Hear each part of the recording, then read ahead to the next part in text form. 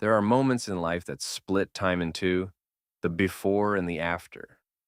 Moments so devastating that even years later, when the wound has scarred over and you've rebuilt yourself from the rubble, you still remember exactly where you were standing, what the light looked like, how the air tasted in your throat when the world as you knew it simply stopped. My moment happened on a Tuesday afternoon in October, when I came home 3 hours early from work and pushed open a door I had walked through 1,000 times before. I want you to imagine what it feels like to see something that your brain refuses to process. Not because you're weak, not because you're naive, but because the scene in front of you involves two people you loved completely. A wife you had built a life with, brick by careful brick over 11 years, and a brother who had stood beside you at your wedding, who had hugged you at your father's funeral, who had borrowed money from you without ever being asked twice. I want you to imagine seeing those two people together in a way that no amount of therapy or time or prayer ever fully erases.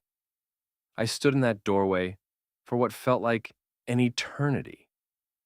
Julia saw me first. Her face went white, that specific shade of white that isn't about embarrassment or surprise, but about the total collapse of a lie she had been living for God knows how long. Her mouth opened, but nothing came out. And then Marcus, my elder brother, turned around, and here's the part that still burns in my chest when I think about it late at night. He didn't look ashamed. He looked at me with something that I can only describe as triumph, a slow, ugly smirk that said, I always wanted what was yours. What Marcus didn't know, what neither of them knew in that terrible frozen moment, was that I had been carrying a secret of my own for the past 48 hours. A secret that was already on its way to his wife's phone. And when my brother realized what I had done, when his phone lit up with the first of many furious calls from home, that smirk dissolved into something I had never seen on his face before. Pure, helpless panic. Because his wife, Diana, was not a woman who forgave quietly.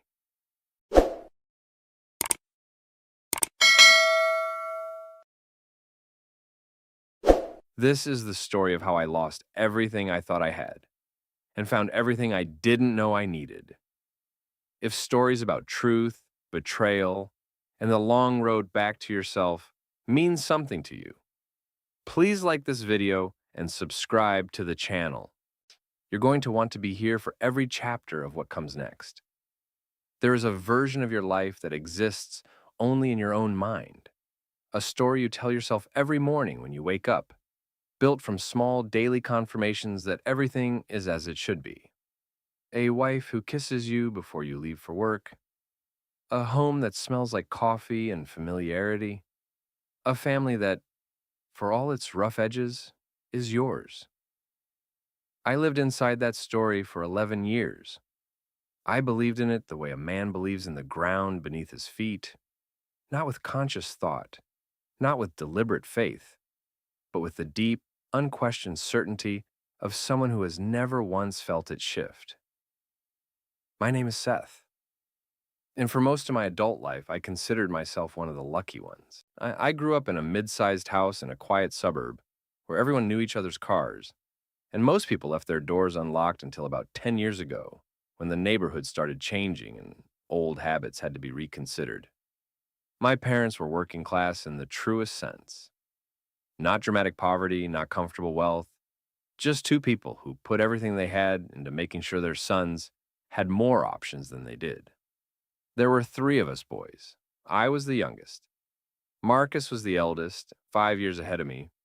And then there was Daniel, the middle brother, who moved to another state for work 8 years ago and exists now mostly as a voice on the phone every few weeks and a presence at Christmas when schedules allow. Marcus and I were always the ones who stayed close, geographically and, I believed, emotionally. So he had been my reference point for how a man was supposed to carry himself, at least when I was young enough to still look up to him without complication. He was the kind of man who filled a room without trying, who told stories that made people lean forward, who wore confidence the way other men wear a good jacket, naturally without apparent effort. I admired him. For a long time, I loved him without reservation. What I didn't understand until it was far too late was that Marcus had always seen our relationship differently than I did. What I experienced as brotherhood, he experienced as competition.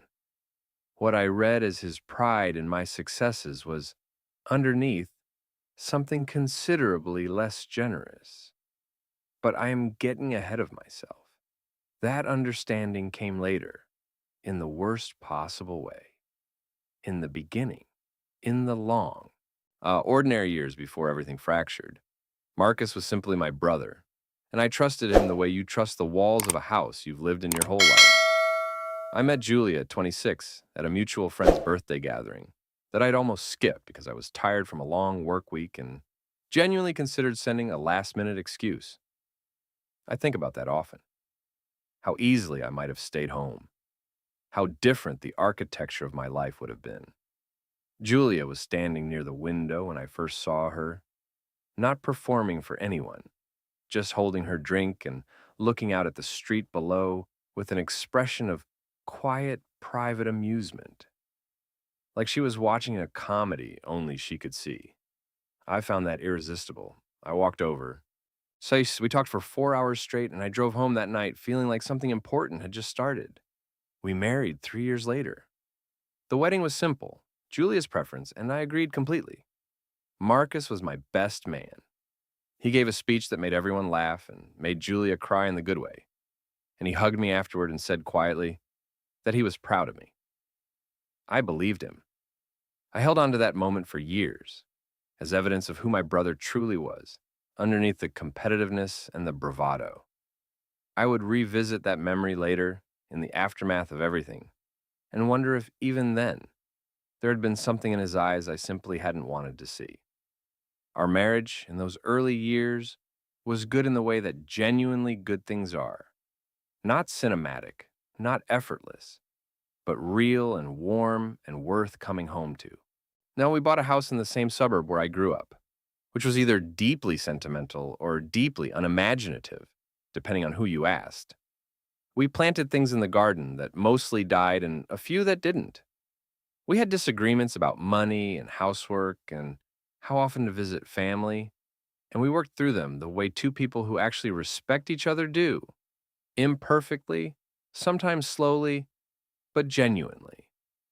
I was happy. I want to be clear about that because what comes later might make it seem like I was blind or foolish, and perhaps I was, but I was also genuinely, quietly happy in the life I had built. I worked as a project manager for a mid-sized construction firm. The work was demanding and sometimes consuming. Long days, occasional weekends. The particular stress of managing timelines and people and the thousand small crises that arise when you're trying to build something real in the physical world. I was good at my job, methodical, patient, attentive to detail. I took pride in the fact that my projects came in on time more often than not, that my team trusted me, that my supervisor had told me twice in the past year that I was being considered for a senior role. Julia worked in marketing for a healthcare company. Hybrid schedule, mostly from home with 2 office days per week. It was a good arrangement, she said. She liked the flexibility. I never had any reason to question it. We had no children yet, though we had talked about it, circling the conversation the way you circle a decision that feels both wanted and enormous. We were still in that in-between space, still deciding, still leaving the door open. I mention this only because it meant that our home was quieter than it might have been, more private, more sealed off from the casual observation of neighbors or relatives who might otherwise have noticed things that I was too close to see. The first time I felt something I couldn't name was at a Sunday family dinner in late August. We hosted those occasionally, Marcus and his wife Diana, sometimes Daniel on the phone if he couldn't make it in person, my mother when her health permitted. Julia always cooked on those evenings, a thing she genuinely enjoyed and was genuinely good at. And the house would fill with warm smells and the comfortable noise of people who knew each other well enough to be careless. That particular evening, everything looked exactly as it always had. And yet, I was in the kitchen refilling the water pitcher when it happened. A small thing, so small that I nearly missed it entirely. And for weeks afterward, I told myself I had imagined it or misread it or invented significance where there was none. Julia was carrying a serving dish to the table, and Marcus was standing near the dining room doorway, and as she passed him, just for a moment, not even a full second, their eyes met in a way that had nothing to do with the conversation happening around them. It was the kind of look that exists in its own private language, the kind that assumes no one else is paying attention. Julia looked away first. Marcus smiled at something Daniel was saying on the speakerphone and reached for his wine glass. And the moment dissolved so quickly that I genuinely questioned whether I had seen it at all.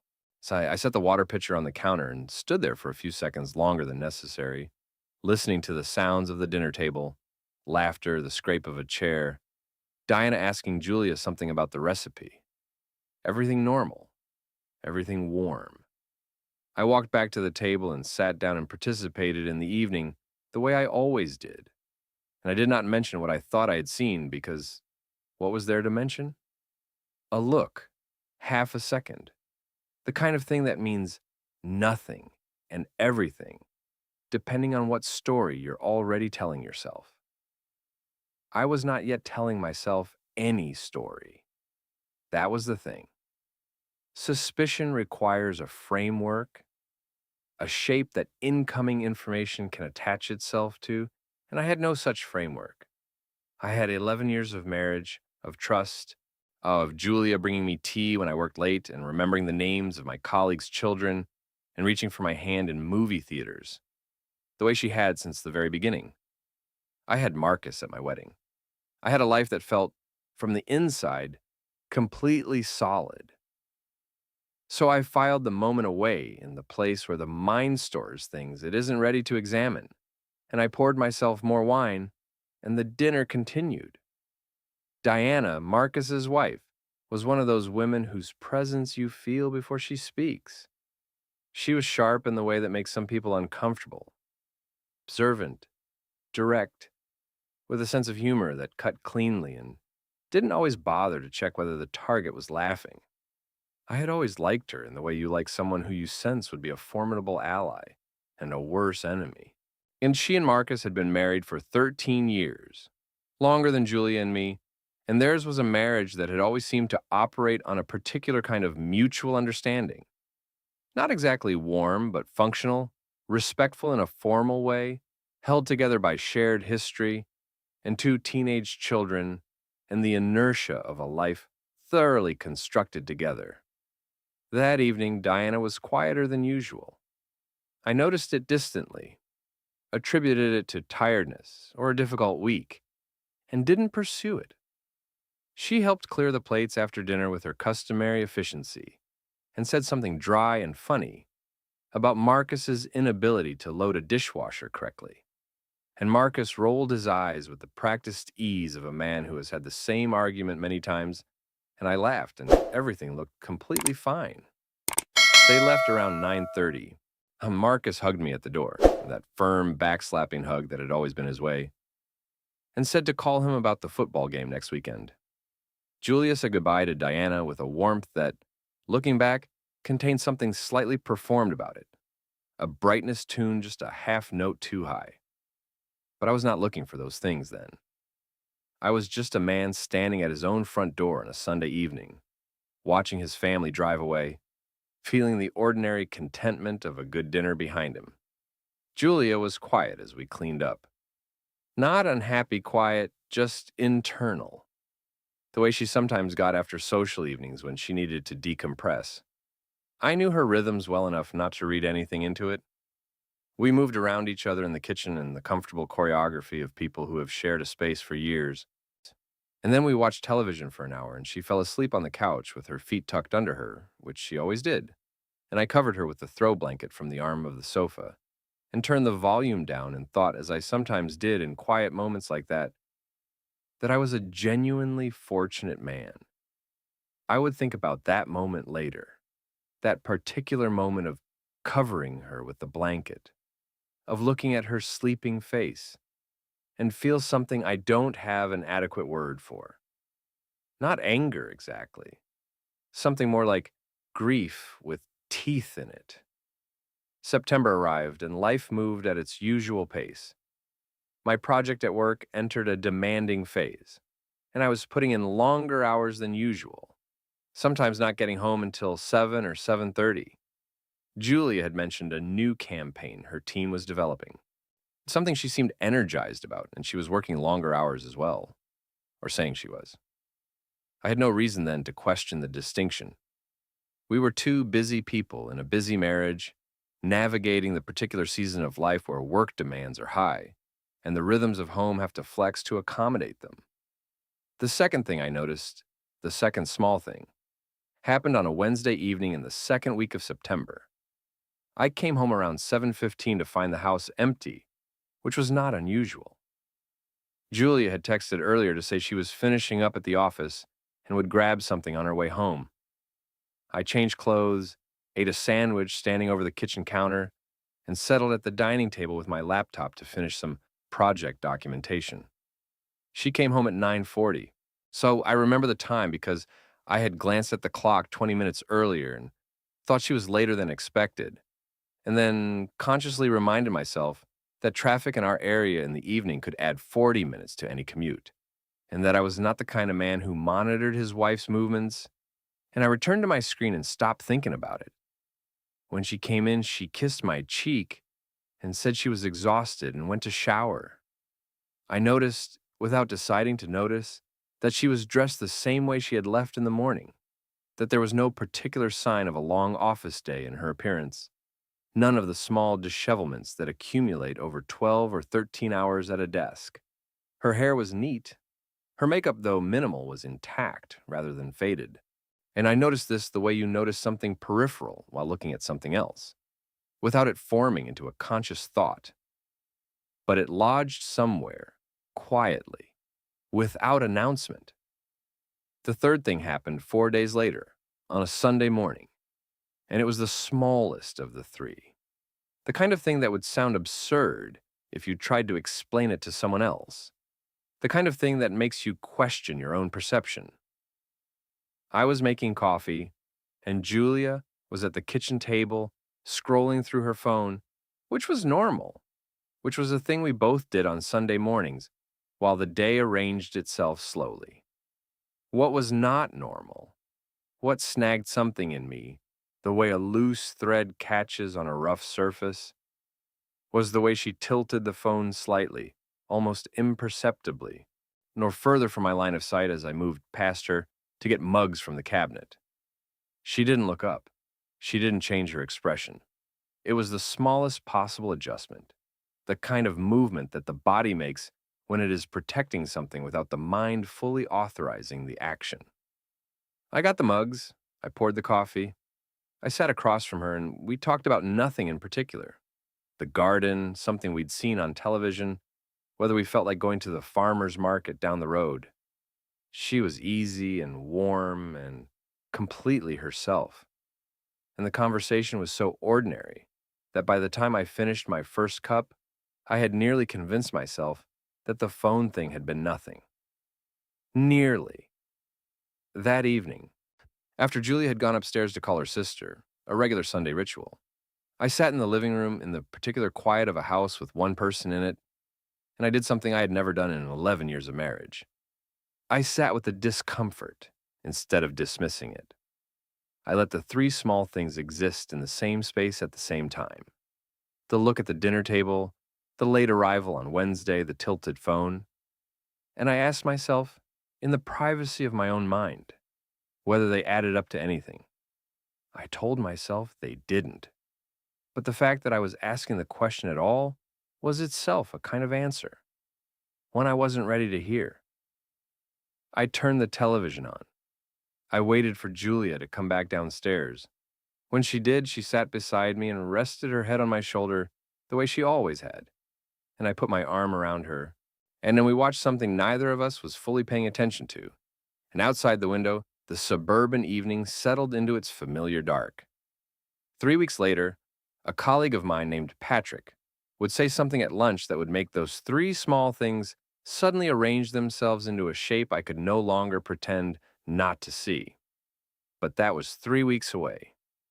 That Sunday evening, I was still the man who believed in the ground beneath his feet. I was still inside the story. Patrick was not the kind of man who gossiped. That was the thing that made it land so differently than it might have coming from someone else. He was quiet and methodical, a site supervisor who had worked with me for 4 years, the sort of person who spoke only when he had something worth saying, and who had never once in all the time I'd known him, involved himself in other people's personal business. Which is why, when he said what he said over lukewarm sandwiches in the break room on a Wednesday in early October, I felt the words settle into me with a weight that idle speculation never carries. We were talking about nothing in particular: a delay on the eastern site, a supplier issue that had been dragging on for weeks. When he paused in that way he had, the pause that meant he was deciding something. He looked at his sandwich rather than at me and said almost carefully, "Hey, I saw Julia last week, Thursday evening. She was coming out of Morello's." He said the name of the restaurant, the way you say the name of a place when you expect the other person to recognize it and are watching to see if they do. I recognized it. Morello's was an Italian place about 20 minutes from our neighborhood, the kind of restaurant that existed in a middle space between casual and special occasion. Not somewhere you went alone, not somewhere you went with coworkers for a routine lunch. It was a date restaurant. Julie and I had been there twice in the early years of our marriage and hadn't been back recently. The way you sometimes drift away from places that were meaningful at a particular time. I kept my expression even and asked, with what I hoped sounded like casual interest, whether she had seen him too. Patrick shook his head. He said she was with someone, that they were just coming out as he was walking past on his way to his car, that he had almost called out, but they seemed, he paused again here, choosing the word with visible care, absorbed. And that was the word he used, absorbed, in each other. I asked what the person looked like. Patrick described a man, tall, well-built, dark jacket. He mentioned, almost reluctantly, that the man had his hand on the small of Julia's back as they walked to the parking lot. He said it in the tone of someone delivering information they wish they didn't have, the tone of a man who values honesty more than comfort and is not entirely sure, in this particular moment, that he made the right call. I thanked him. I told him it was probably a work colleague, a client dinner, something routine. I said it with enough ease that he seemed to accept it, or at least to decide that he had done his part, and the rest was not his to carry. And we finished our sandwiches and talked about the supplier issue for another 10 minutes and went back to our respective afternoons, and I sat at my desk for the rest of the day doing the mechanical work of my job, while something cold and steady settled in the center of my chest. Thursday. Julie had told me Thursday evening she was working late. She had texted me around 6 to say the campaign review was running long, that she would eat at the office, that she would be home by 9. I remembered the text clearly because I had been in the middle of a call when it came in and had read it quickly and replied with a simple okay and a heart, the shorthand of a marriage that communicates in small symbols. Morello's was not her office. The man with his hand on her back was not a late-running campaign review. I drove home that evening in the particular silence of a person who is trying not to think about something and thinking about nothing else. The suburban streets looked exactly as they always did. The same manicured lawns, the same familiar turns, the same yellow light falling from the windows of houses where I assumed, probably naively, that people were living their lives without this specific kind of cold knowledge settling in their stomachs. I pulled into my driveway and sat in the car for a moment before going inside. The lights were on. I could see the faint movement of the television through the front window, which meant Julia was home and the evening would proceed the way evenings always proceeded, and I would have to decide in real time how to be in my own house with my own wife while carrying what Patrick had told me. No, she was on the couch when I came in, legs folded under her, a glass of wine on the coffee table, something on television she wasn't fully watching. She looked up and smiled. That particular smile, warm and immediate, the one I had loved since the night I met her at the window of a birthday party I'd almost not attended, and said she had saved me dinner. I thanked her. I went to the kitchen and took the plate from the refrigerator and stood at the counter, eating slowly, listening to the sounds of the house, trying to locate myself in the new geography of what I now knew. She came to the kitchen doorway while I was eating and leaned against the frame and talked to me about her week, the campaign, a difficult client, a funny thing a colleague had said. She was easy and fluent and warm, the way she had always been. And I watched her talk and thought about how a person could do this, how a person could stand in the kitchen doorway of the home they shared with someone who loved them and speak so naturally about ordinary things while carrying a secret that would shatter that person if they knew. I had no answer. I still don't, fully. I didn't confront her that night.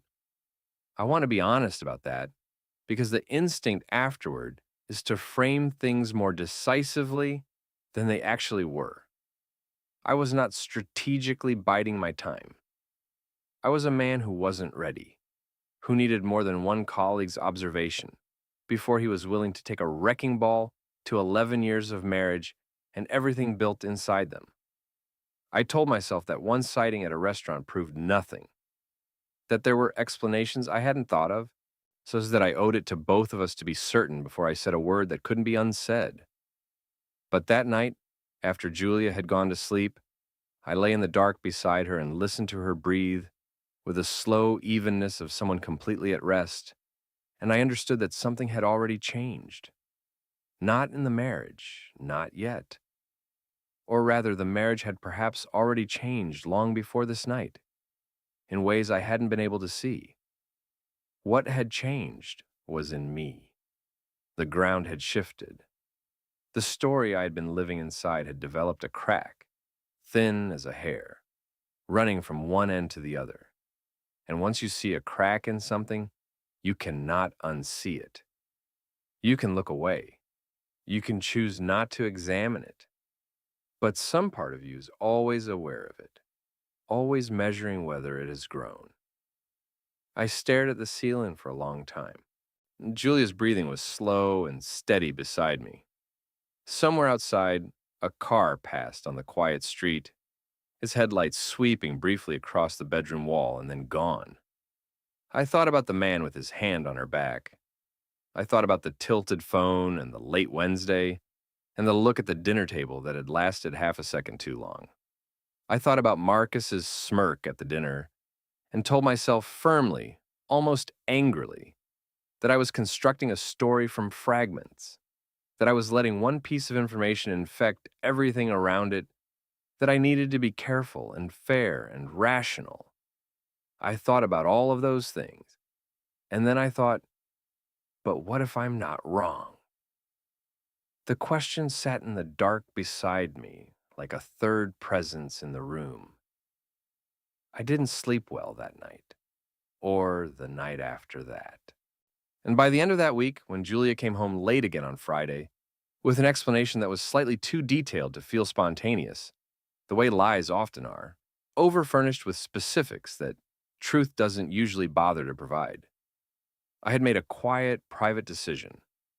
I was going to start paying attention, not obsessively, not with the frantic energy of someone coming apart, but with the careful, methodical attention of a man who builds things for a living and knows that the integrity of any structure depends on what you're willing to look at honestly.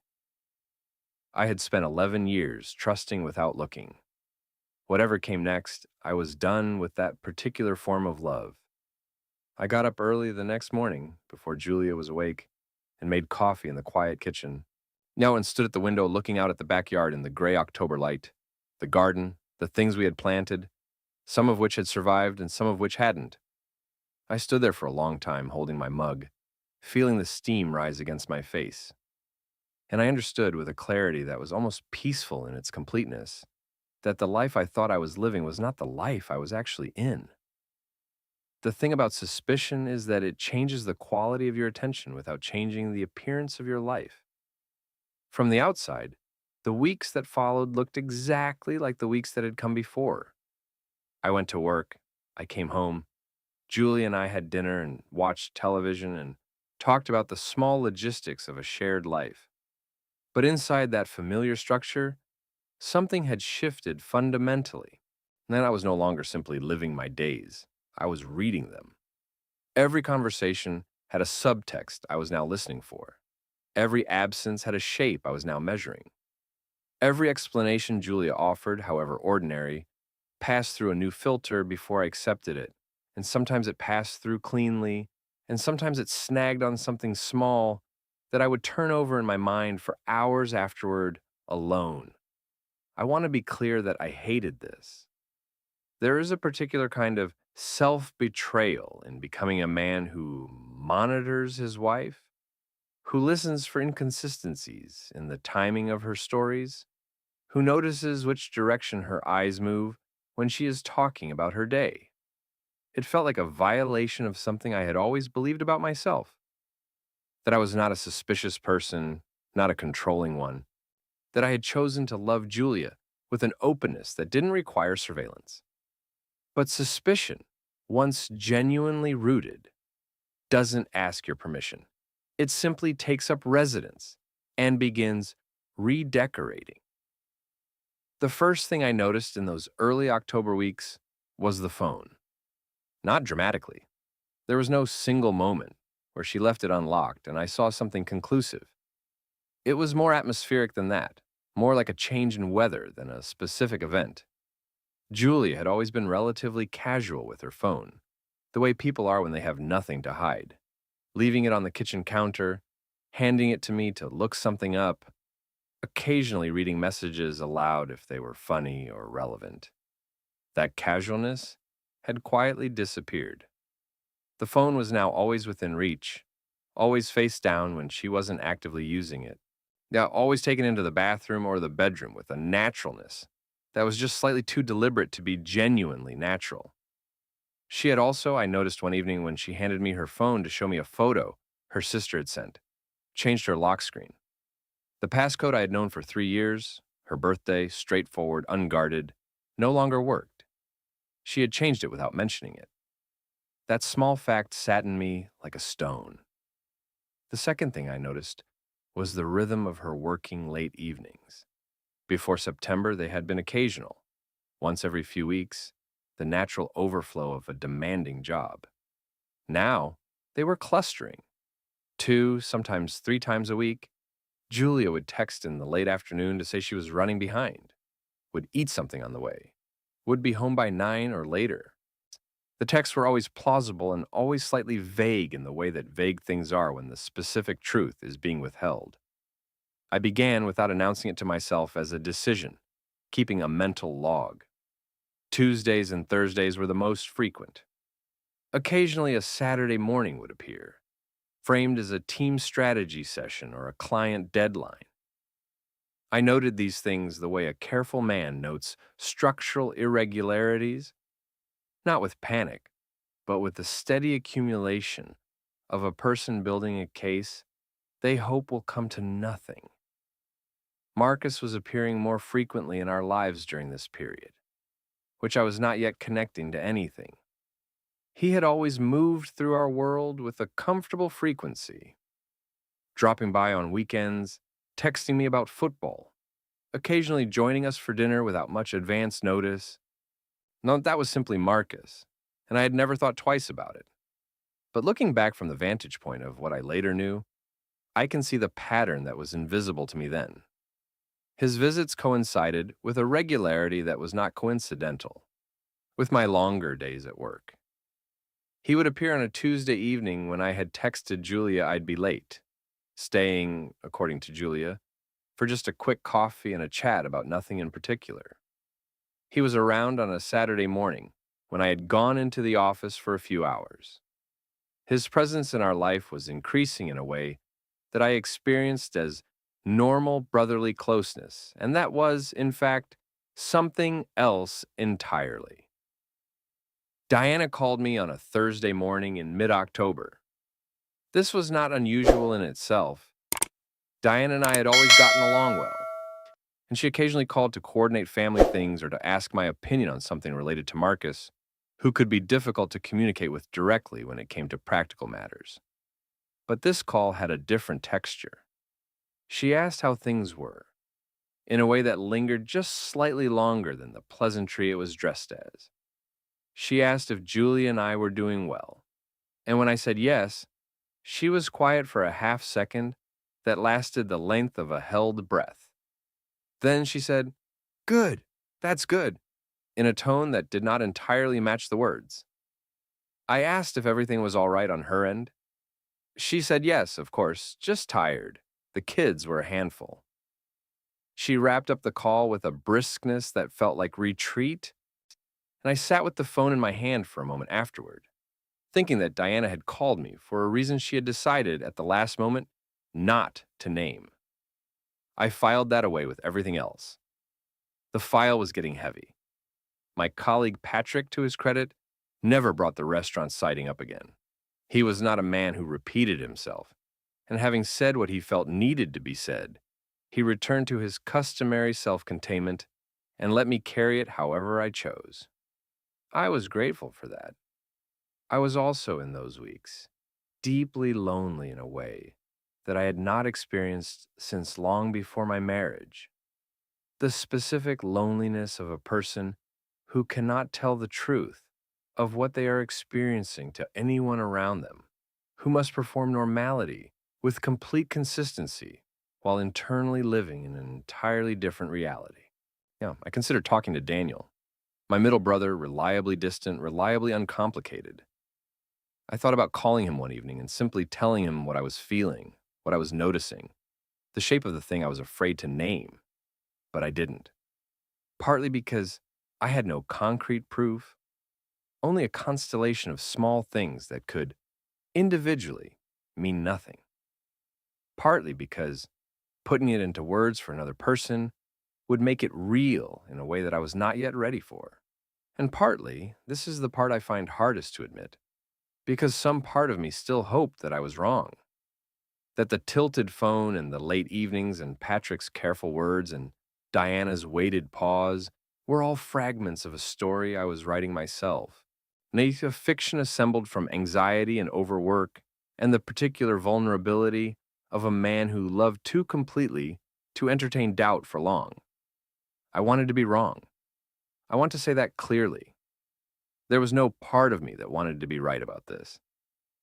It was the weekend of the 20th of October when the evidence stopped being atmospheric and became, for the first time, something I could hold in my hand. Julia had gone to her sister's on Saturday afternoon, a regular visit, completely plausible, the kind of thing she did once or twice a month. I was home alone, which I had been using in recent weeks as quiet time to decompress from the sustained effort of appearing normal.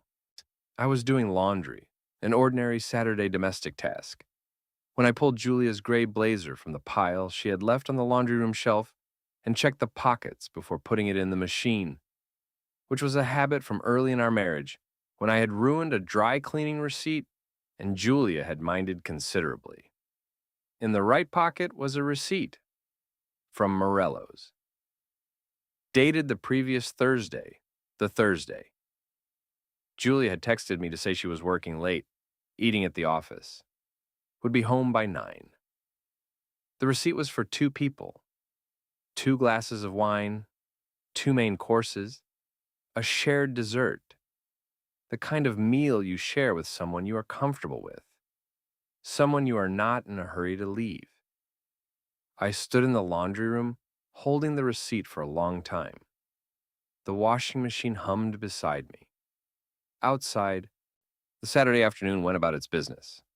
A neighbor's lawnmower in the distance, a dog barking twice and then stopping. I read the receipt twice, as if the numbers might rearrange themselves into something less clear on a second reading. They did not. I folded it carefully and put it in my own jacket pocket.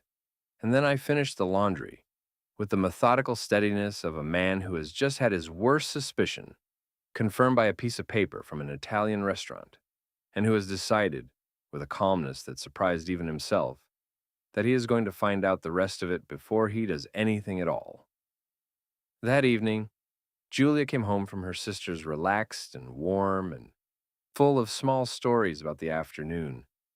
She had brought back a container of her sister's homemade soup, which she knew I liked, and she set it on the kitchen counter and kissed my cheek and asked about my day. I told her it had been quiet. I asked about hers. She told me fluently and without apparent effort a story about an afternoon with her sister that may or may not have been entirely true, and that I no longer had the luxury of simply believing. We ate the soup for dinner. It was good. Julia said something that made me laugh, genuinely laugh despite everything. And for a moment, sitting across the table from her in the warm kitchen light, I felt the full, impossible weight of what I was living through, because I still loved her. That was the part that doesn't fit neatly into any of the ways people talk about betrayal.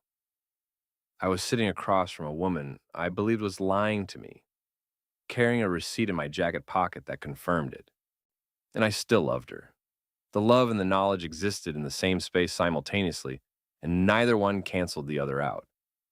After dinner, I went to my home office on the pretext of finishing some work documents, and I sat at my desk and opened my laptop and spent 2 hours not doing work documents. I was thinking about the security camera. It had been something I had genuinely considered for practical reasons a few months earlier. A neighbor 2 streets over had reported a car break-in, and several people in the area had put cameras on their properties in response. I had looked at options briefly, and then let the idea sit without following through. Now I was thinking about it again with a different purpose, and I was doing so with the clear-eyed focus of a man who has accepted that the next thing he learns is going to come from what he sees rather than what he is told. I ordered a small, discreet camera that night, express delivery. It would arrive Monday. The following week was the longest of my life up to that point. Longer even than the week I had waited for my father's test results, which had been very long indeed. I installed the camera on Tuesday morning before Julia was awake, positioned to cover the front entrance and the living area, motion activated, feeding to an app on my phone.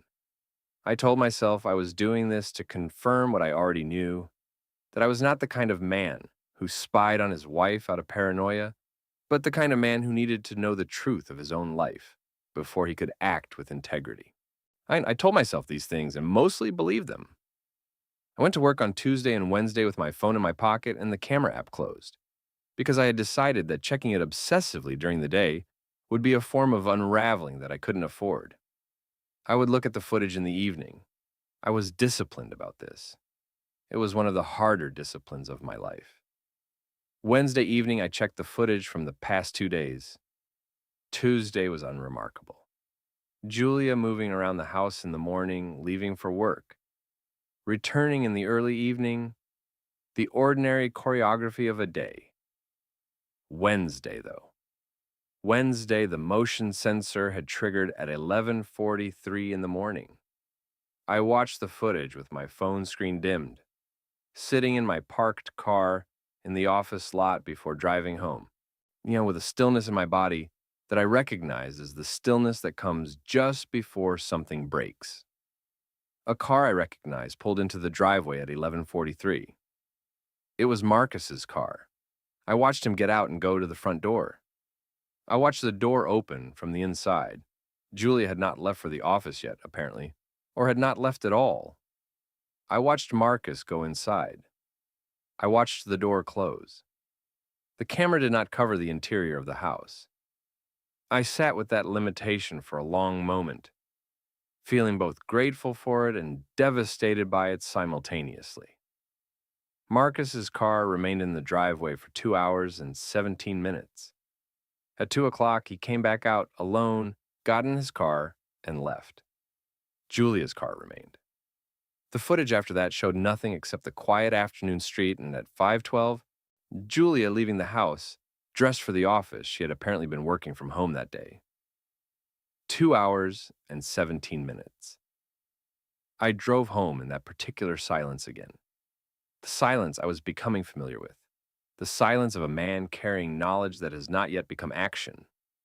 Julia was in the kitchen when I arrived. She was making dinner. She asked how my day was. She told me in passing that she had worked from home in the morning and gone into the office after lunch.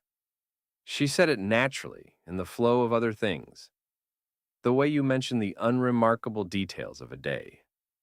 She did not mention that Marcus had been there. I sat at the kitchen table and watched her cook and said the right things at the right moments. And underneath the conversation, I was thinking about what happens next. Not in a vengeful way.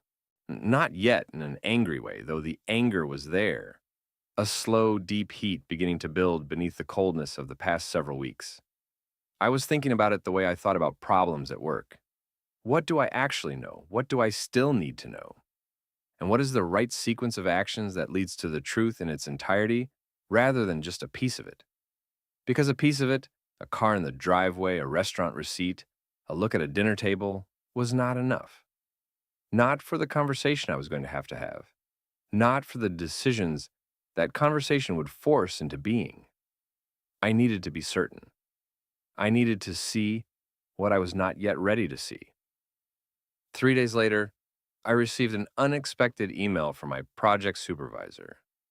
A site issue on the Eastern project had been resolved ahead of schedule, which meant the team review plan for the following Thursday was no longer necessary. My Thursday was suddenly clear. I read the email twice and then sat quietly for a moment, and something in me, the careful, methodical part that had been building toward this for weeks, understood that Thursday was the day. I told Julia that evening that Thursday was going to be a long one, that I might not be home until 8 or later. She said okay. She would sort dinner herself. She said it easily, without any particular reaction, and went back to what she was doing. But I was watching, and what I saw in the moment after she said it was a very small thing, a relaxation in her shoulders, so brief and so subtle that I might have missed it on any other day. The particular, as an involuntary easing of someone who has just received information they were hoping to receive. I noted it. I said nothing. I went to bed that night knowing that Thursday was going to change everything. Not because I planned anything dramatic, but because I had spent weeks building toward a truth that was now close enough to touch. And Thursday was the day I was going to stop looking at shadows and see the thing itself. What I found when I walked through my own front door that Thursday afternoon was worse than what I had prepared myself for. Not because the fact of it was entirely surprising by that point, but because of who was there, because of the smirk, because of what it meant about every single thing I thought I had known about my own family. That door and what was behind it belongs to the next chapter. But I will tell you this. I did not go home on Thursday unprepared. The 48 hours before that moment had not been idle. I had been thinking carefully about what I knew, what Marcus stood to lose, and what a man does when the people he trusted most decide, together, that he is someone who can be deceived without consequence. They had miscalculated. There is a specific kind of clarity that arrives, not with noise, but with quiet.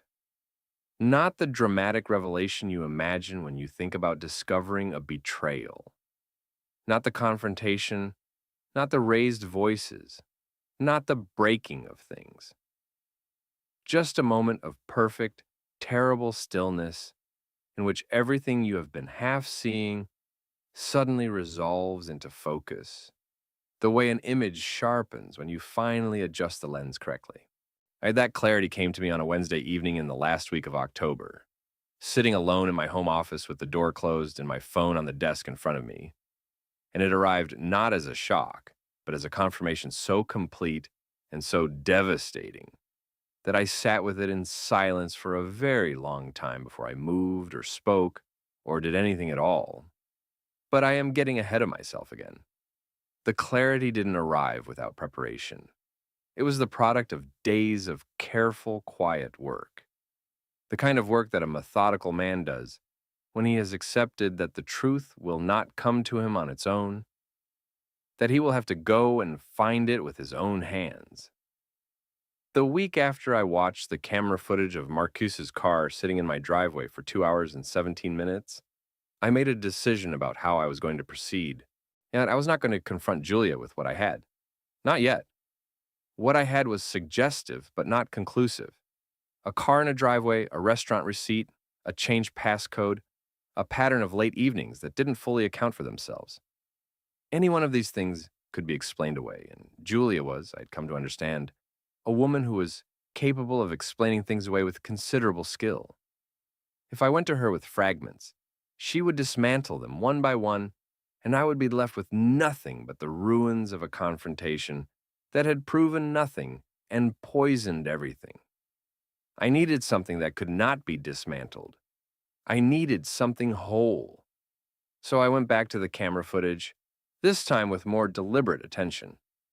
I reviewed everything it had captured since installation, and of watching not for dramatic moments, but for patterns. The small repetitions that reveal the shape of something when enough of them accumulate. What I found over 3 days of careful review during lunch breaks and late evenings when Julia thought I was working was a pattern so consistent it almost had its own logic. Marcus appeared on the days when I had indicated, either by text or by prior mention, that I would be late or absent. He never appeared unannounced on a day when my car was in the driveway. The precision of this, the way the timing worked, the way it suggested coordination and communication, was somehow worse than the visits themselves. It meant this was not impulsive. It was organized. It had a structure, a schedule, the architecture of something that had been running long enough to develop its own routines. I sat with that knowledge and let it settle fully before I moved on to the next thing. The next thing was Julia's phone. I want to be honest here about what I did and did not do, because it matters to me even in retrospect that I behaved as a man I could respect. I did not attempt to access her phone without her knowledge. I did not install tracking software or attempt to crack her new passcode. What I did instead was pay attention to the physical evidence that existed in the shared spaces of our life, which is not surveillance but observation, and which any person in my position would eventually do if they had the patience to wait for it. The opportunity came on a Sunday morning when Julia was in the shower and her phone, which she had left on the bedside table in a moment of relaxed carelessness, lit up with a message notification. I was not in the bedroom with the intention of looking at her phone. I'd come in to get a book I had left on my nightstand. The phone lit up as I passed it, and the message preview, visible on the lock screen without unlocking the device, showed the first line of a text before the screen dimmed again. I read it in the second and a half it was visible. I read it once clearly, and then stood in the bedroom with my book in my hand, while my wife showered 8 feet away, and I absorbed what I had just seen. The preview showed a name, not Marcus, not any name I recognized immediately, which for a moment confused me. The name was Ray. The message began with the words, "Thursday's still good. I've been," and then the screen went dark. That was all. 7 words and a name. But 7 words, in the right context, can be enough to confirm everything. I left the bedroom.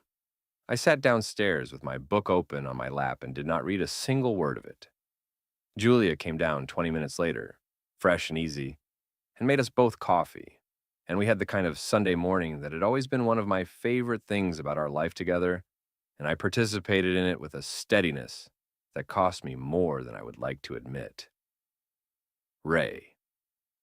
I turned the name over in my mind throughout that day. It could be a woman's name, short for Rachel perhaps, a colleague or friend I hadn't heard of. I was careful not to assume.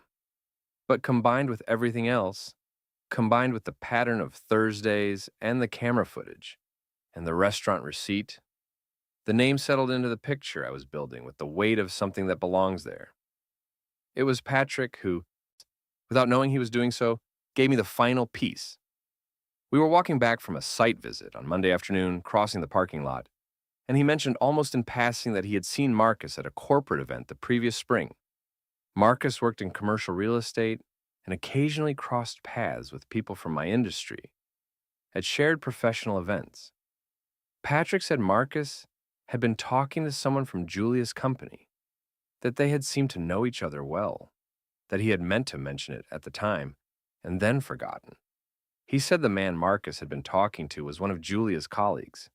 He knew this because he had met Julia at a company picnic 2 years earlier and recognized the company lanyard. He didn't know the colleague's name. I thanked Patrick and kept walking and did not say anything else about it. But something had just clicked into place, not loudly, not dramatically, but with the quiet precision of a key turning in the lock it was made for. Marcus knew someone from Julia's company. Julia was meeting someone named Ray on Thursdays. Marcus had been spending 2-hour mid-mornings at my house on days when I was absent. These things were not separate. They were the same thing, viewed from different angles. That evening, I did something I had been resisting for weeks. I went onto LinkedIn, a professional networking site that most people treat as a curated public resume, and therefore do not think of as a place where private lives might become visible. And I searched Julia's company. Not for Julia's profile, which I had seen many times. For the employee directory, which several companies make partially public. Julia's company did. I scrolled through it with patience, looking for a name that fit a face I had constructed from fragments, and I found it on the third page of results. Raymond Holt, Marketing Division, a face I didn't recognize, which meant he had never been brought to any company event Julia had invited me to, which was itself a kind of information. I looked at his profile for a long time.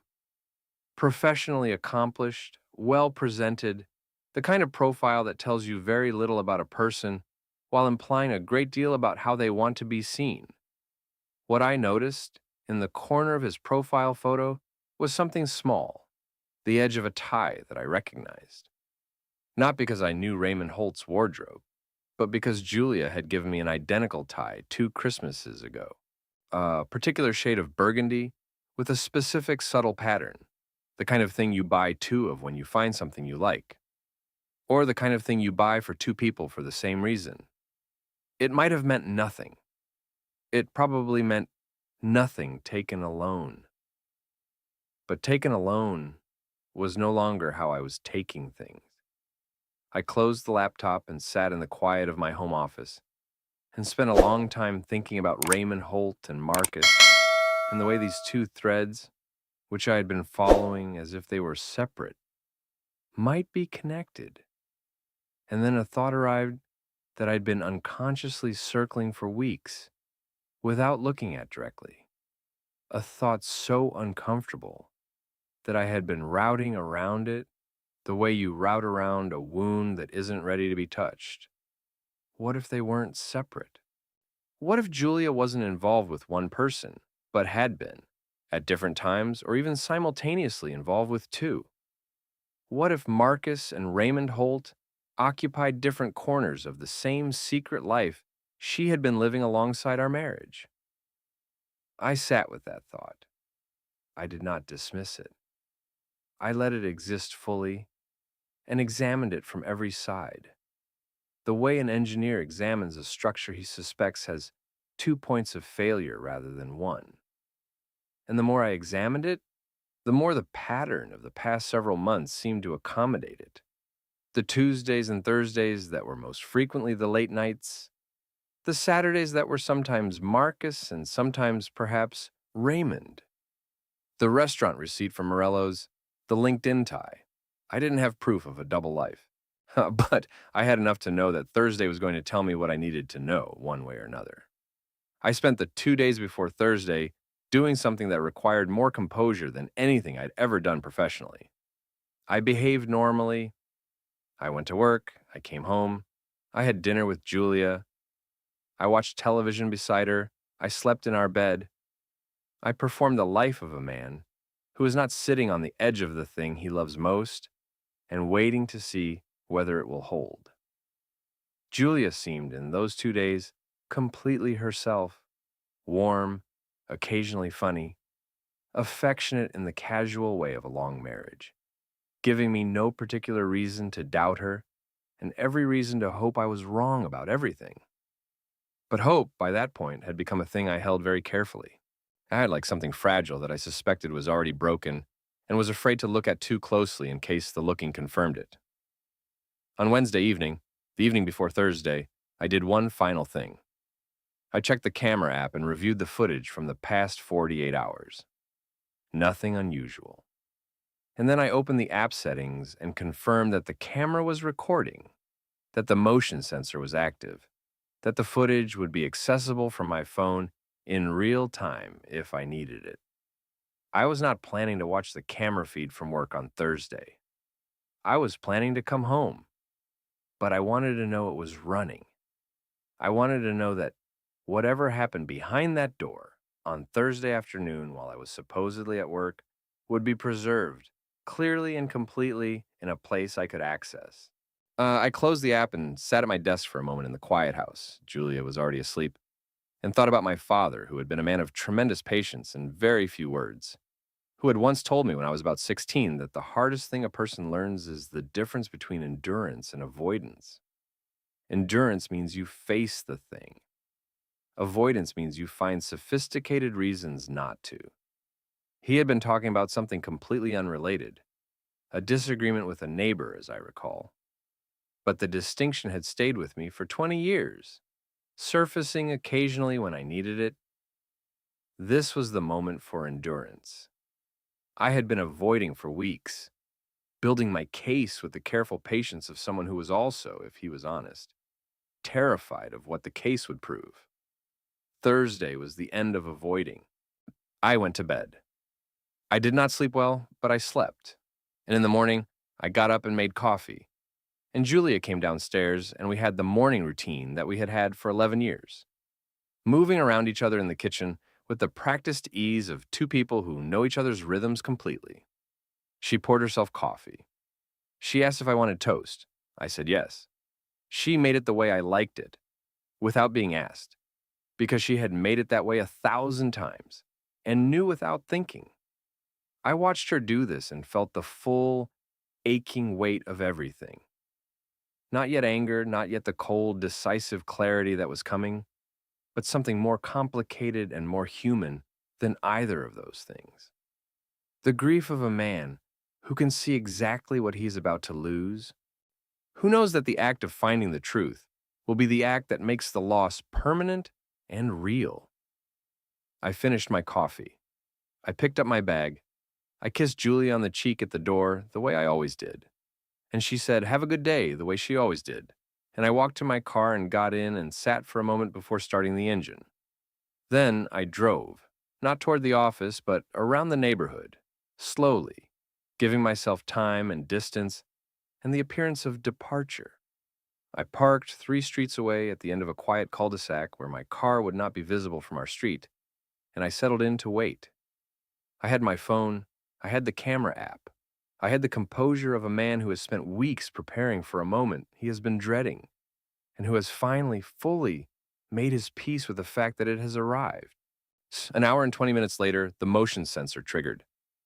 I watched the feed on my phone with a steadiness that I think, even now, was a form of self-protection.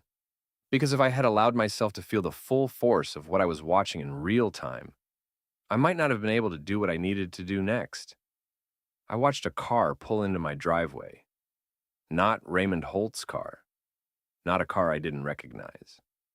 Marcus's car. My brother's car in my driveway on a morning I'd told Julie I would be gone until evening. I put the phone in my pocket. I started the engine, and I drove home. The drive took 4 minutes. I know this because I have thought about those 4 minutes many times in the months since. The particular quality of that short journey, the familiar streets passing outside the window, so on the ordinary Tuesday morning quiet of the neighborhood. The way the world looked completely unchanged while I was driving through the last 4 minutes of the life I'd known. I parked in the driveway beside Marcus's car. I turned off the engine. I sat for 10 seconds, not hesitating, just breathing, just giving myself those 10 seconds as a final gift to the version of myself that still existed before the door opened. Then I got out of the car. I walked to the front door. I used my key quietly and I opened it. And the architecture of my perfect life came down. I have tried, in the months since that Thursday morning, to find the right language for what I saw when I walked through my front door. Not because I want to dwell in it. I have spent considerable energy learning not to dwell in it. But because the inadequacy of language for certain moments is itself a kind of truth worth acknowledging. There are things that happen to a person that exist outside the reach of words, that live instead in the body, in the nervous system, in the specific cellular memory of a moment that rewires something fundamental about how you experience the world. What I walked into that morning was one of those things. I will say only what is necessary. My wife and my brother, in my home, in my bedroom, on a Thursday morning when I was supposed to be at work, that is the fact of it. Everything else, the specific details that my mind recorded with the unwilling precision of a camera that cannot look away, belongs to me alone and sealed in a part of my memory that I have chosen with considerable deliberateness not to revisit more than I must. What I will tell you about is what happened in the seconds immediately after, because those seconds contained everything, the full moral character of every person in that room, revealed in the space of a breath. Julia saw me first. She was facing the doorway, which meant she had perhaps half a second of warning that Marcus did not have. And she used that half second in the way that people use sudden shock, not to act, but simply to feel the full weight of what was happening arrive in her body all at once. Her face went white, not the white of embarrassment, not the white of someone caught in a minor transgression, the specific, straining white of someone watching the structure of their deception collapse completely and instantaneously, with no warning and no time to prepare a version of events. Her mouth opened. Nothing came out. She pulled the sheet up with a reflexive, mechanical gesture that was simultaneously too late and completely beside the point. Marcus turned around.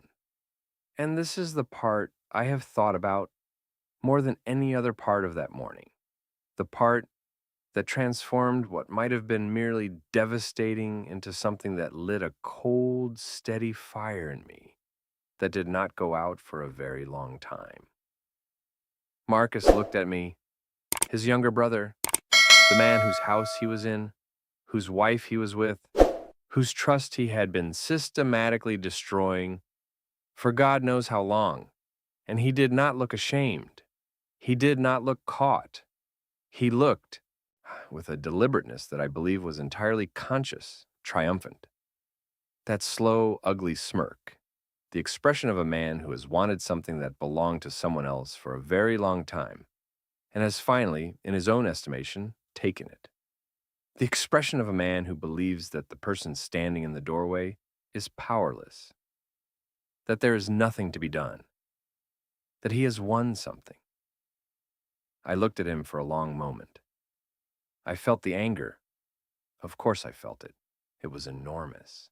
It was the accumulated weight of every dismissed suspicion and every sleepless night and every moment of performed normality crashing into the reality of what was in front of me. But I did not let it move through me into action. Not yet. Because 48 hours earlier, sitting in my home office in the quiet house while Julia slept, I had done something that Marcus did not know about. Something that changed the geometry of this moment entirely. I had sent a video to Diana, not in that moment in the doorway. I want to be precise about the timeline because it matters. 2 days before, on Tuesday evening, reviewing the camera footage that had accumulated over the past week, I had captured something that the earlier footage had not contained.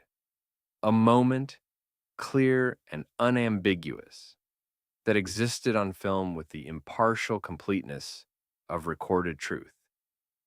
I had watched it once.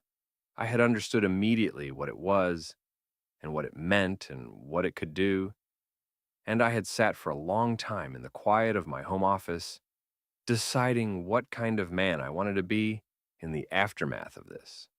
Whether I wanted to be the kind who absorbed the blow privately and negotiated a quiet exit, nay, or the kind who understood that Marcus's smirk, which I had not yet seen but which I somehow already knew was coming, required a different response. I had sent the video to Diana on Wednesday night. A simple, direct message, no preamble, no explanation required.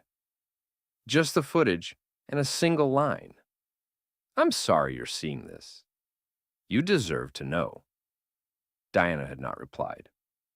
But at 7:43 on Thursday morning, 40 minutes before I drove home, my phone had shown a notification of a red receipt. She had seen it. So when I stood in that doorway, looking at Marcus's smirk, I was not a man with nothing.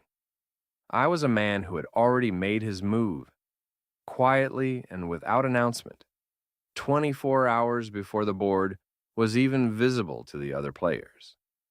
And when Marcus held my gaze with that expression of ugly triumph, nice, I said to him calmly without raising my voice, in the tone of someone stating a simple and already completed fact, "I just sent your wife a video of you two." The smirk left his face so completely and so instantly that it was like watching a light switch off. What replaced it was something I had never seen on Marcus's face in 40 years of knowing him. Not anger, not immediately, but a kind of vertiginous panic.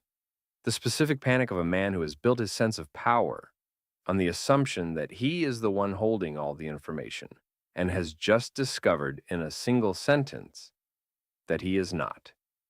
His face went through several things in rapid succession: disbelief, calculation, the desperate search for a way this could not be true. And then his phone, which was on the nightstand on his side of the bed, began to ring. He looked at the screen. Diana's name. He looked at me. He looked at the phone again. And the panic solidified into something raw and more frantic. Because Diana, and this was the thing Marcus had perhaps underestimated about his own wife, the thing I had understood from years of knowing her, Diana was not a woman who processed things quietly and privately. Diana was a woman who acted, immediately, decisively, and without particular concern for who was watching. Marcus grabbed the phone and declined the call with a hand that was not entirely steady. He was already getting up, already reaching for his clothes with the frantic urgency of a man who needs to be somewhere else immediately, who needs to get ahead of something that is already moving faster than he is. He said my name, just my name, Seth, and in a tone that was attempting to locate some version of our brotherhood that could be deployed as a resource in this moment. And I held up one hand, a single gesture, and he stopped speaking. I looked at Julia. She was sitting with the sheet pulled up to her collarbone, her face still carrying that drained, collapsed expression. And now, there was something else in it too. Not yet remorse, I don't think. Not in those first moments. But the beginning of a reckoning with the scale of what had just happened. The realization that this was not a scene that could be managed or explained or navigated back from. That the story she had been telling, to me, to Diana, to herself, was finished. I said very quietly, "Get dressed." I was speaking to both of them. Then I turned and walked back downstairs. I went to the kitchen. I filled the kettle and turned it on, because I needed something to do with my hands. Some ordinary physical action that would give the next few minutes a shape I could manage. I stood at the counter and listened to the sounds from upstairs. Movement, the low, urgent murmur of Marcus's voice. Julia saying something I couldn't make out. The creak of the floorboards that I knew so well I could map them in my sleep. Marcus came downstairs first, dressed, phone already at his ear, talking to Diana in a rapid, placating tone that was clearly not working. He passed through the kitchen without meeting my eyes, said my name once more in that same tone of attempted appeal, and when I didn't respond, he went to the front door and out of it, and I heard his car start and back out of the driveway, with considerably less care than he had arrived with. His wife was not answering anymore. I would learn later that Diana had stopped answering his calls at approximately the moment she forwarded my video to her sister, her mother, and Marcus's own mother, with a message that was characteristically direct and required no elaboration. But that came later. In the kitchen that Thursday morning, all I knew was that Marcus's car was gone and the kettle was boiling and Julia was still upstairs. She came down 10 minutes later. She was dressed, her hair pulled back, no makeup, the face I'd known for 11 years, stripped of everything performative, just itself. She stood in the kitchen doorway, the same doorway she had leaned against so many evenings, and she looked at me with an expression that I found, despite everything, deeply human. Not calculating, not defensive. Just the face of someone who has run out of versions of themselves to present and is standing in the wreckage of the only one that was real. She said, "Seth," just that, my name, the way Julia had always said it, with a particular weight that had always meant she was about to say something that mattered. I said, "Sit down." She sat at the kitchen table. I poured 2 cups of tea, which was an absurd thing to do, and which I did anyway because the alternative was standing in my kitchen with nothing in my hands while my life reorganized itself around me, and the kettle had boiled and the tea was there. I set 1 cup in front of her and kept one for myself, and sat across from her at the table where we had eaten 1,000 meals, and I looked at her and waited. She started to cry. Not performatively. Julia was not, I think, a performative crier, whatever else she was, but with the genuine, ungoverned quality of someone whose body has decided to do something that the mind hasn't fully authorized. She cried for a little while, and I sat with it and did not move toward her or away from her, just sat with the cup of tea warm in my hands and waited. When she had collected herself enough to speak, she said she was sorry. She said it the way people say things when they know the words are insufficient and have nothing better to offer. Not as the beginning of an explanation, but almost as a conclusion, as if she already knew that everything between the apology and the end of the conversation was going to be painful and was bracing for it. I asked her how long. She looked at the table for a moment. Then she said 8 months. She said it quietly, without inflection. No, and I heard the number and let it move through me. 8 months of Tuesdays and Thursdays and Saturday mornings. 8 months of late night texts and changed passcodes and restaurant receipts in jacket pockets. 8 months of performing our marriage while living another life alongside it. And I kept my face still and my voice even, and I asked the next question. I asked about Raymond Holt. The way she looked up when I said that name told me everything before she spoke a word. The particular quality of that look, not just surprise, but the deeper surprise of someone who has been discovered more completely than they knew, confirmed what I had suspected since the LinkedIn tie and Patrick's parking lot observation and the pattern of Tuesdays alongside the pattern of Thursdays. Julia and Marcus, and before Marcus, no, or perhaps alongside Marcus, the timeline would become clearer in the weeks that followed. Raymond Holt from the marketing division, who had been, it emerged, the beginning of it, the first departure from the marriage, the door that, once opened, had apparently not been closed. She didn't deny it.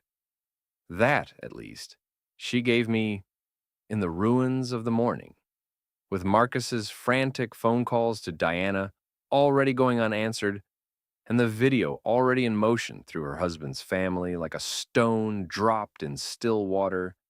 Julia sat at our kitchen table and did not insult me with denial. She told me that Raymond had come first, almost a year ago. A work relationship that had moved into something else gradually enough that she had told herself, at each small step, that it wasn't what it was.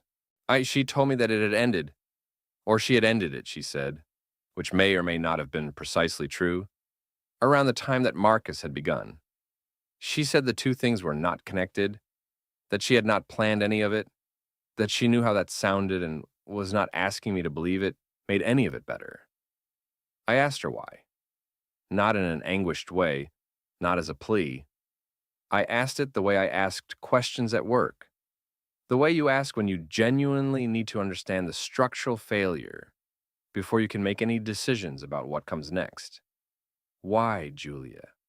Why 11 years of this, of us, of the life we built, was not enough to make her choose it? She was quiet for a long time.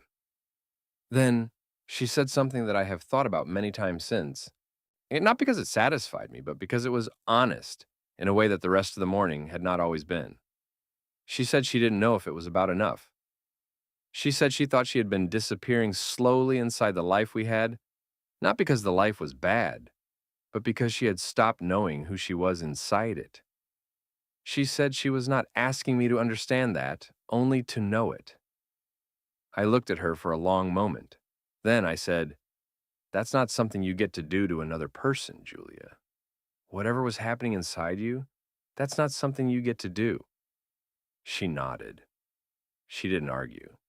She picked up her tea and held it without drinking it, and we sat in the kitchen in a silence that was different from any silence I'd ever sat in before in that room.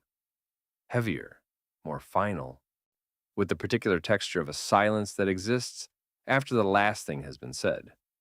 I told her I needed her to leave the house for the rest of the day.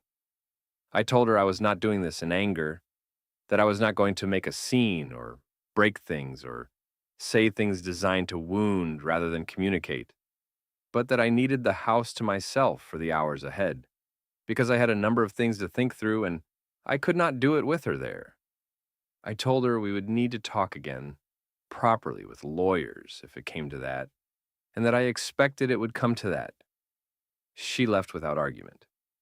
She took her bag and her keys, and she walked out of the front door of the house that had been ours for 9 years, and I stood in the kitchen and listened to her car back out of the driveway.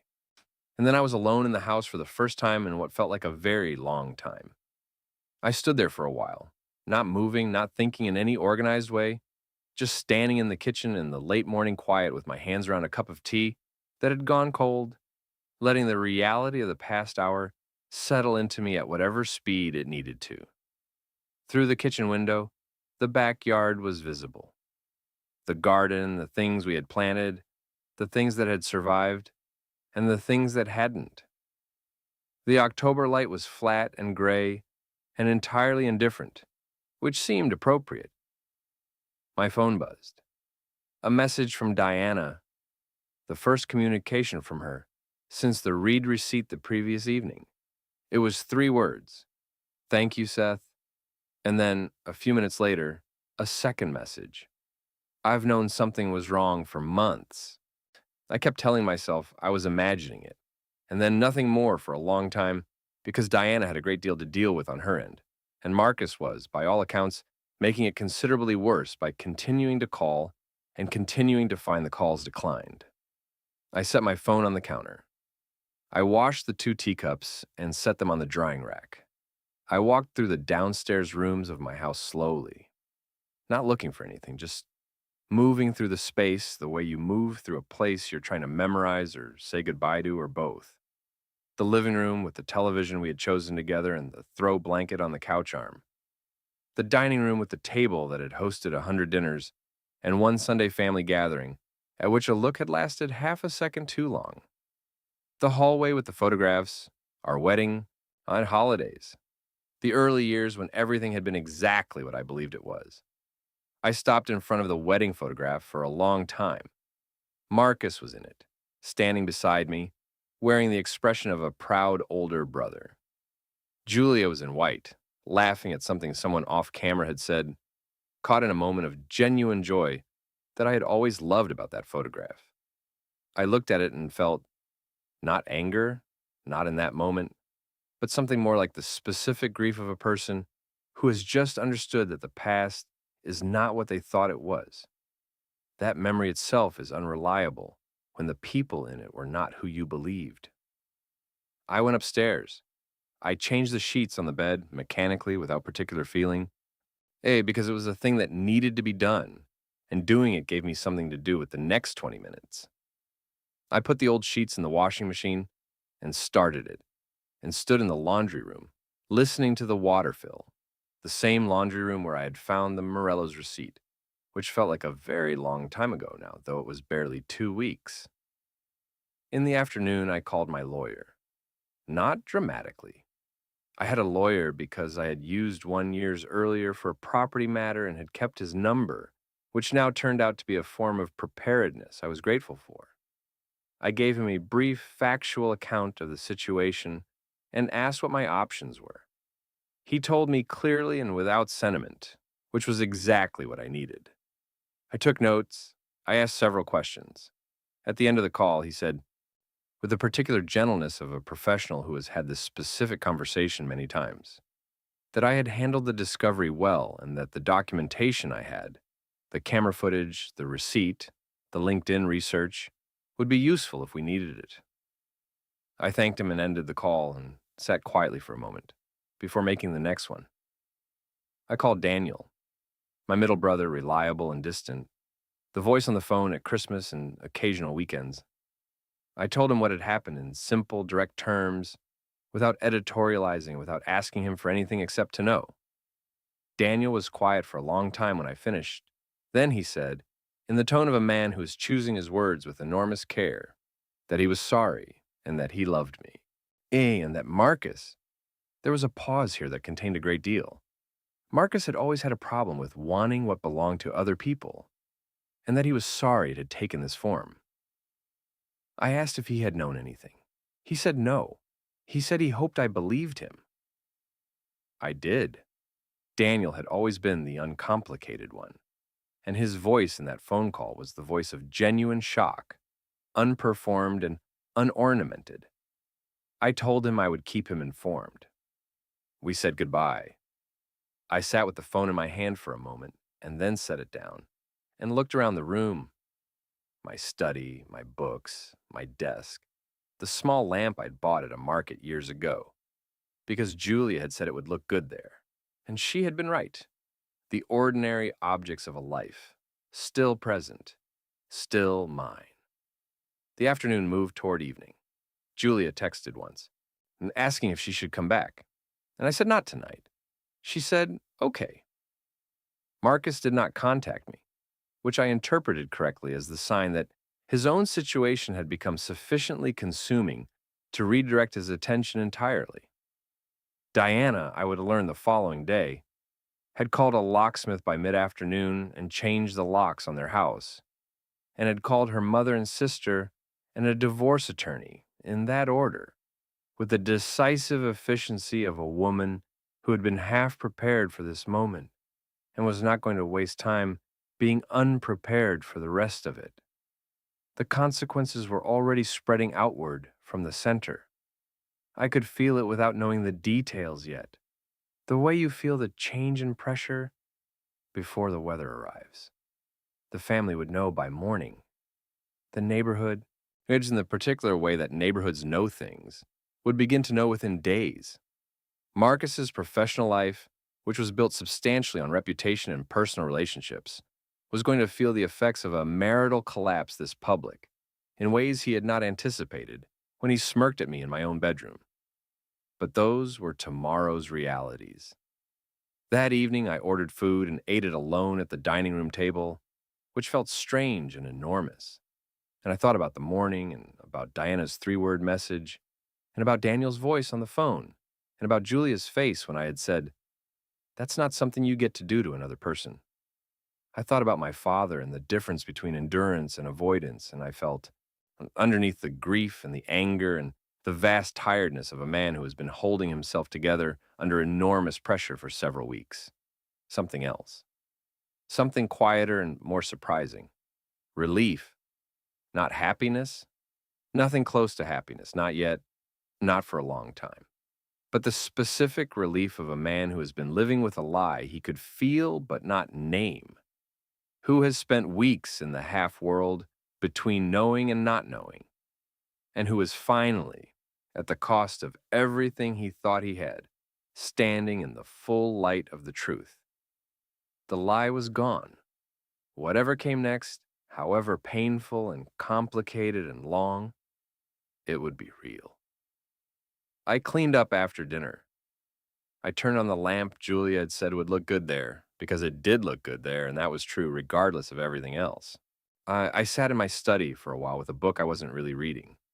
And then I went to bed in the room with the clean sheets, and I lay in the dark for a long time before sleep came. And when it came, it was deeper and less troubled than any sleep I had managed in the past 2 months. The reckoning was not over. It was, in many ways, just beginning. The family fallout, the legal proceedings, the public unraveling of two marriages simultaneously, all of that was still ahead. Marcus still had things to answer for that went beyond Diana and beyond me. And Julia and I still had conversations ahead of us that would be harder, in some ways, than the one we'd had at the kitchen table, because those future conversations would be about the dismantling of something real, the legal and financial and emotional unstitching of a life that had been, for a long time, genuinely good. But that night, alone in my house for the first time in 11 years, I slept. The fallout from that Thursday did not arrive all at once. It came the way serious damage always comes. Not in a single catastrophic collapse, but in a spreading progressive unraveling, each day revealing a new section of the structure that had failed, a new consequence that the original rupture had set in motion.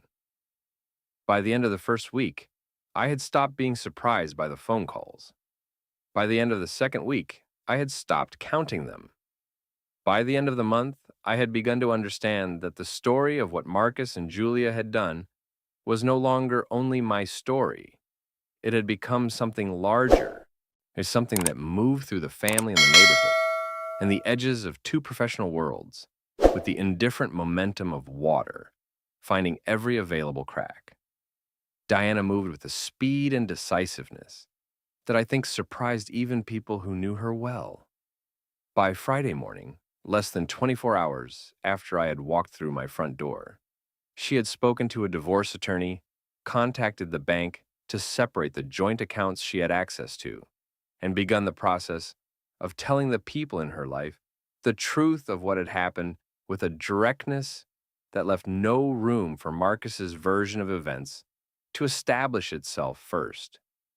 This was not cruelty on Diana's part, though Marcus would later characterize it as such, in the way that people characterize decisive action as cruelty when they are the ones it acts against. And it was the behavior of a woman who understood with absolute clarity that the first 24 hours after a truth becomes public are the hours in which the narrative is written, and who had no intention of allowing Marcus to write it. Marcus tried. That first weekend, he made calls to his mother, to mutual friends, to colleagues he was close to, attempting to construct a version of events that distributed the blame more evenly, that painted the situation as complicated, as mutual, as the product of a marriage that had been struggling rather than the product of his own deliberate choices.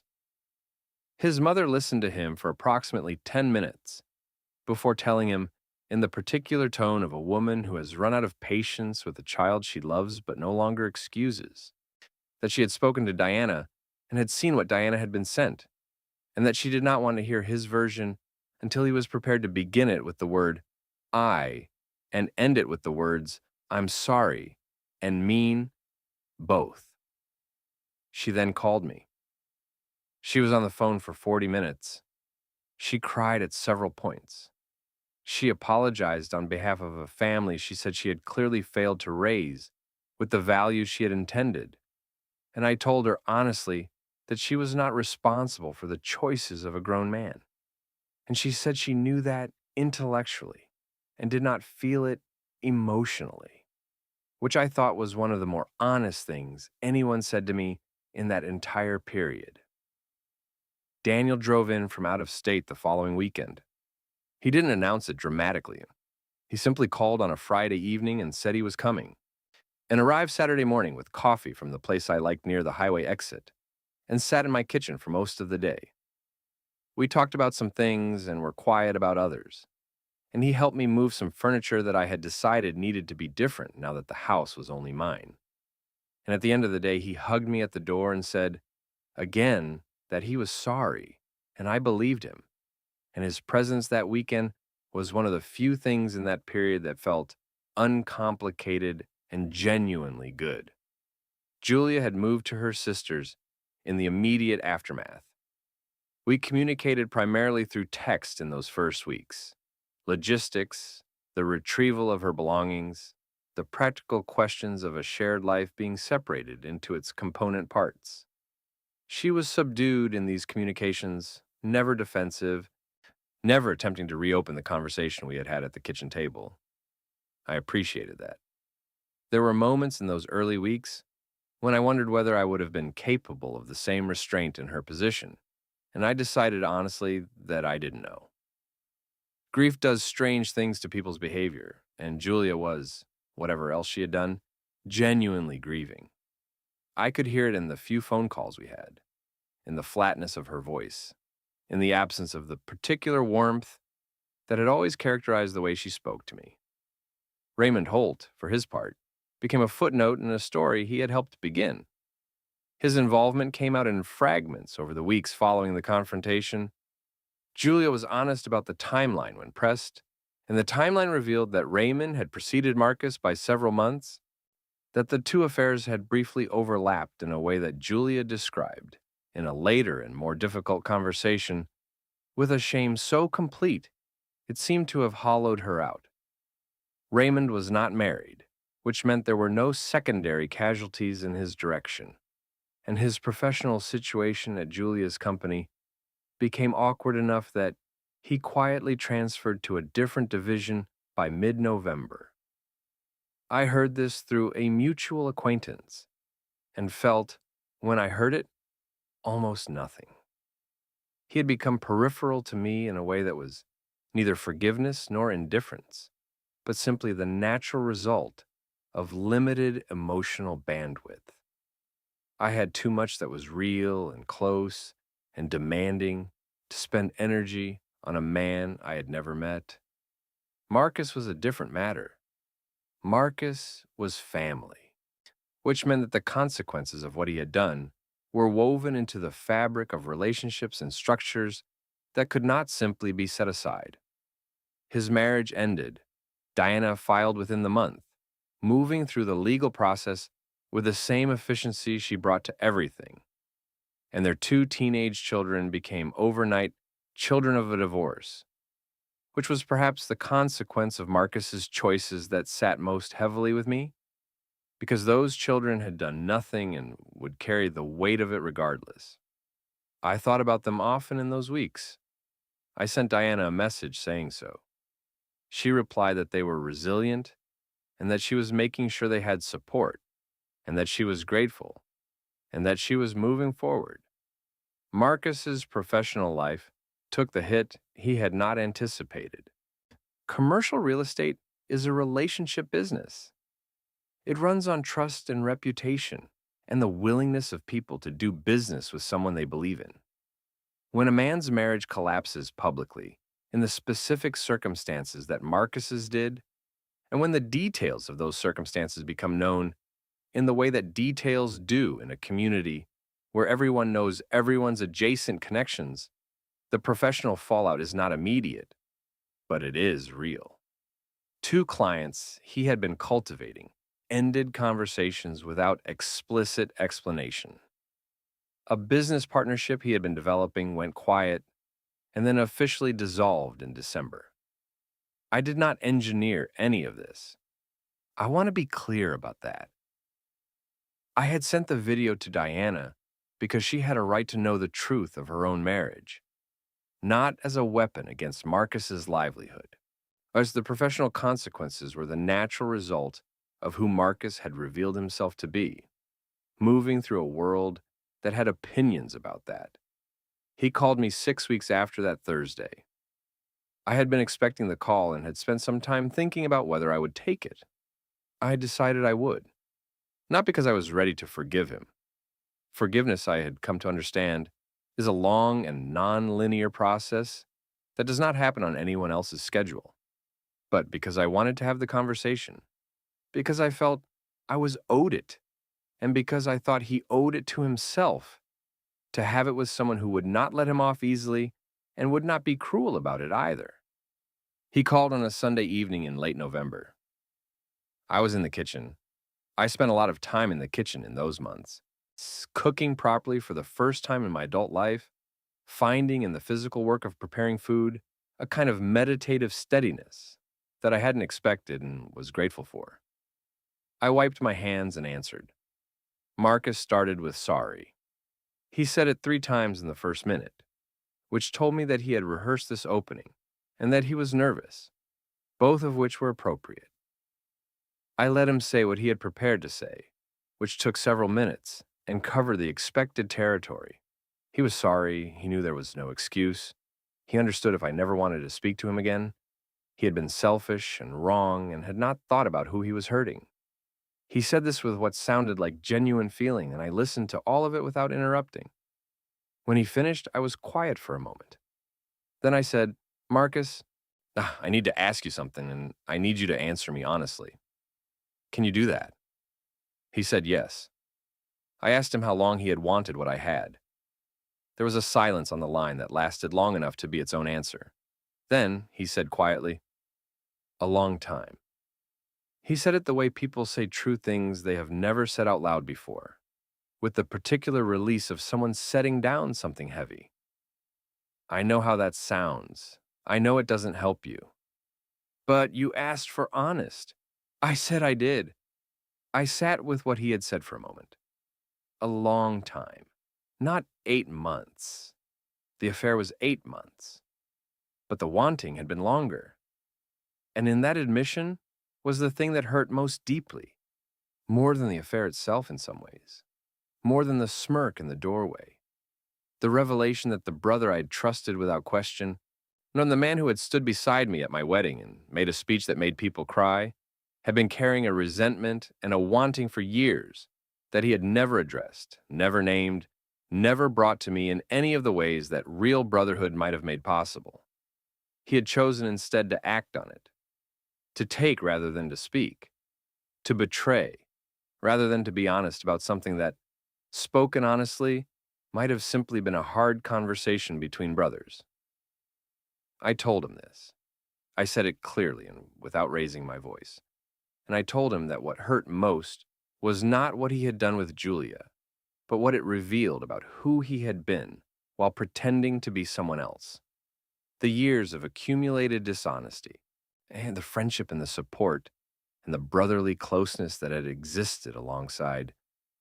Something he should have had the courage and the decency to confront in himself, rather than act out in my home, in my bed, with my wife. He didn't argue. That was something. He said I was right. He said he didn't know how to have been different, which I thought was probably true, and which did not, I told him, constitute an excuse. He said he knew. We talked for nearly an hour. It was not a reconciliation. I want to be clear about that. It was not the scene in which two brothers find their way back to each other over the ruins of a betrayal, because that scene requires a foundation that I was no longer certain had ever existed in the form I had believed. What it was, instead, was a reckoning, honest and painful and necessary. The kind of conversation that doesn't resolve anything, but that clears the air of pretense in a way that makes whatever comes next at least based in reality. I told Marcus that I didn't know what our relationship would look like going forward, if it looked like anything. I told him that I needed time, and that he needed to give me that without pressure or expectation. He said he understood. He said he would wait. I said that was all I could offer him right now, and he said it was enough. I ended the call and stood in the kitchen in the quiet of a Sunday evening and felt the specific exhaustion of a conversation that has demanded everything from you and given back only the cold comfort of truth. I went back to what I had been cooking. I finished it. I ate at the table with a book propped open beside my plate, which was a new habit of that period, and one I found I genuinely liked. The combination of food and reading and solitude that had started as the absence of something and gradually revealed itself as the presence of something else. The legal process with Julia moved at the pace legal processes move, which is to say slowly and with considerable paperwork. Our lawyer, I had retained my own, she had retained hers, communicated in the measured, functional language of people whose job is to dismantle shared lives as cleanly and equitably as possible. We had no children, which simplified things. We had the house, which we had jointly owned, and which would need to be sold, and the proceeds divided. And we had the accumulated financial architecture of 11 years of a shared life, which needed to be carefully and fairly unpicked. Julia did not fight me on anything significant. I did not go into the process looking to wound her financially, because that kind of victory is the kind that costs the person pursuing it more than it costs the person receiving it. There was one final conversation between Julia and me, not at a lawyer's office, not over text, but in person, in a coffee shop near her sister's neighborhood on a gray December afternoon. She had asked if we could meet. I had agreed, because I thought there were things that needed to be said face to face, and because I was ready by then to have them said. She arrived before me and was sitting at a corner table when I came in, her hands wrapped around a cup, looking out the window at the December street in the particular way she had always had of watching the world with private attention. She looked different, not dramatically. People who have been through what she had been through don't always look different in ways that are visible to strangers. But I knew her face completely, and I could see in it the evidence of 2 months that had clearly not been easy. She had lost some of the ease that had always been one of her most natural qualities, that flowing, unguarded warmth that had drawn me to her at a birthday party on a night I had almost not attended. It was still there, but quieter now, held back by something, as if she no longer entirely trusted herself to offer it freely. We talked for an hour and a half. She told me things she hadn't told me at the kitchen table. Not about the affairs specifically, but about herself, about the long, slow process by which she had talked herself into the decisions she had made, the internal narrative she had constructed and maintained and finally watched collapse. She was not asking me to excuse her. She was clear about that from the beginning. She said she wasn't there to ask for anything except the chance to tell me the truth more completely than she had before because she felt she owed me that. I listened. I asked questions when I had them. I did not perform forgiveness I didn't feel, and I did not perform anger. I had mostly by then moved through. At the end, she said, "I know you loved me. I know it was real." She said it as a statement, not a question, but with something in it that wanted confirmation. I told her yes. I told her the love had been real, and the marriage had been real, and that its reality did not require me to stay in it now or to minimize what had happened. She nodded. Her eyes were bright. So she said she was sorry, differently than she had said it at the kitchen table. Not as a conclusion, but as something she clearly intended to carry for a long time. I told her to take care of herself. I meant it.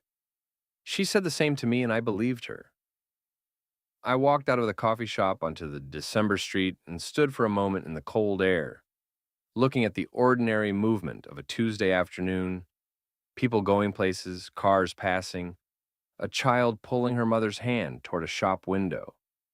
I breathed in the cold and breathed it out and felt, moving through me in a wave that was not quite sadness and not quite relief, but something that contained both, the full weight and meaning of what the past several months had been. The house sold in February. It sold quickly, in which the agent said was the market, and which I suspected was also simply the quality of what we had built there. The garden that had survived against the odds, the kitchen with the good light, the neighborhood that still, despite everything, felt like the place I was from. I had packed my things over a series of quiet evenings in January, alone in the house with music playing and boxes accumulating in the hallway. The process of reducing a shared life to what was individually mine, revealing itself to be both painful and clarifying in equal measure. I kept the lamp Julia had said would look good in the study. I kept the throw blanket from the arm of the couch. I kept a photograph from our first holiday together, which I put in a box and did not look at for several months and which I still have. That because erasing the good things from a history does not make the history more honest, only less complete.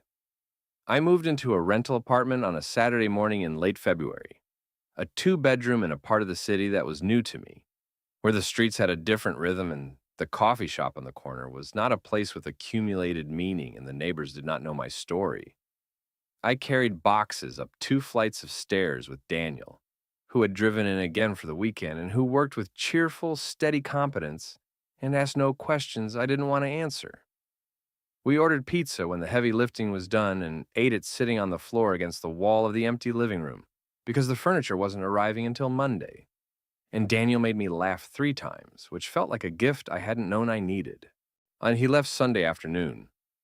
I drove him to his rental car and hugged him at the door of it, and he held on for a moment longer than his usual brief embrace, which was the most he would ever do in the direction of overt sentiment, and which I understood and appreciated fully. I drove back to the apartment alone.